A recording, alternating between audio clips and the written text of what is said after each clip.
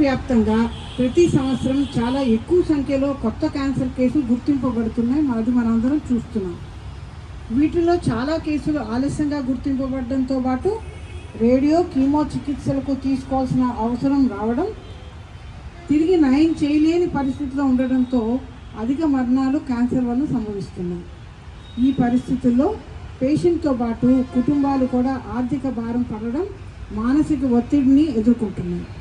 దీనికి ఒకటే ఒక పరిష్కారం: ఆరోగ్యకరమైన జీవనశైలిని అలవరుచుకోవడం మరియు క్రమం తప్పకుండా స్క్రీనింగ్ పరీక్షలు చేయించుకోవడం.